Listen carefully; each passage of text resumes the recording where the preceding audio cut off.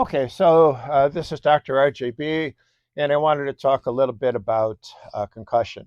Um, in sports, there's been something in the news over the last few years about concussions, and it's primarily in football because a while back the NFL Players Association sued the owners of the sport because of all the concussions that were going on.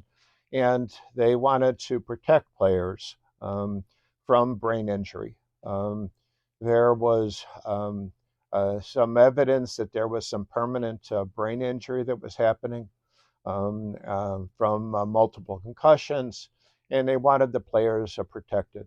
Um, uh, uh, so, concussion is basically a mild injury to the brain where the person suffers some problem with their memory and some problem with confusion.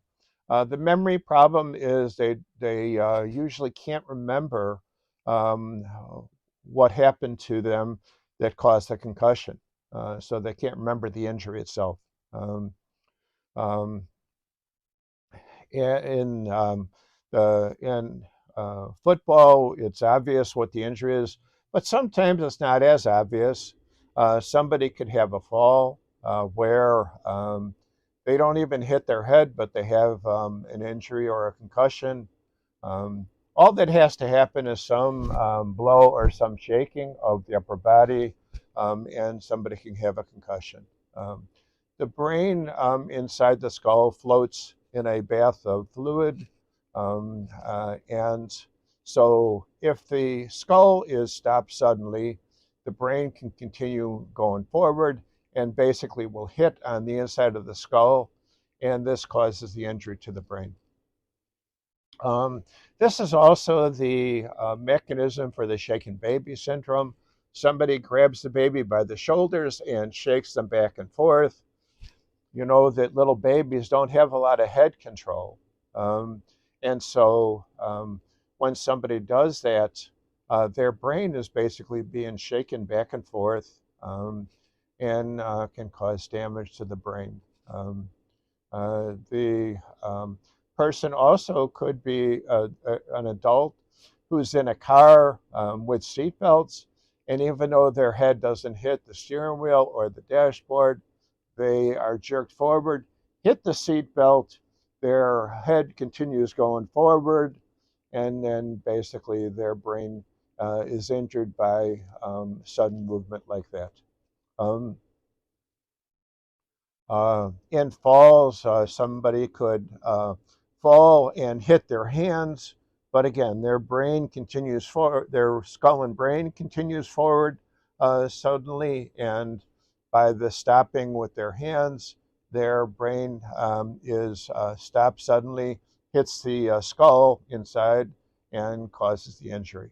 Um, Again, the most common symptoms of concussion are a problem with memory, a problem with confusion. The person can look dazed, meaning that their eyes are not focused, and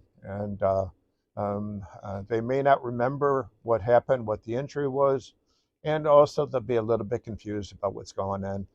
People talk about seeing stars. This is the most common symptoms of concussion. In football, we've seen a lot of injuries where the person gets hit, and then for a second, they're a little bit uncoordinated and confused. And usually at that point, they're going to try to get that person off the field and be examined by the doctors on the sidelines.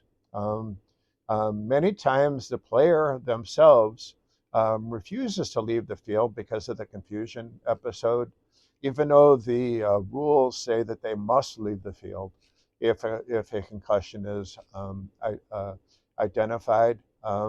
They want to stay in the game, and so they make minimization of the injury and try to tell the coach or the doctors that there's nothing wrong with me. I want to go back and play. But the protocol says no, you have to be examined. And if they find evidence of difficulty with memory, difficulty with confusion, difficulty with coordination, the person is kept off the field and the protocol starts. At that point, uh, um, uh, there is a protocol where they have to stay off the field for approximately a week at least and be re-examined. At that point, before they go back into the next game, they have to pass the physical.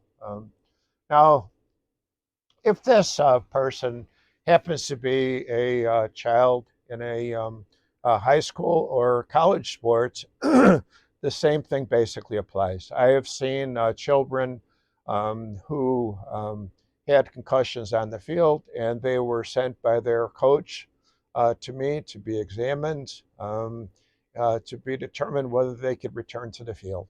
Um, so usually I try to do a neurologic exam to determine whether there's any evidence of a problem with their coordination or their balance, etc., to determine whether it's safe for them to be playing their sports.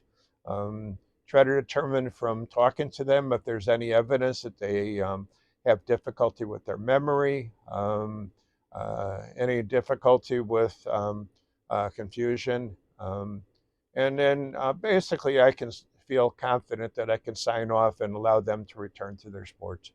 Um, so this is how we deal with concussion in the medical field.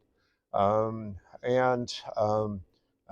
like I said, these are some of the examples of why people get concussions. Um, uh, if this turns out to be somebody in your family or whatever, this will be what goes on. All right, take care.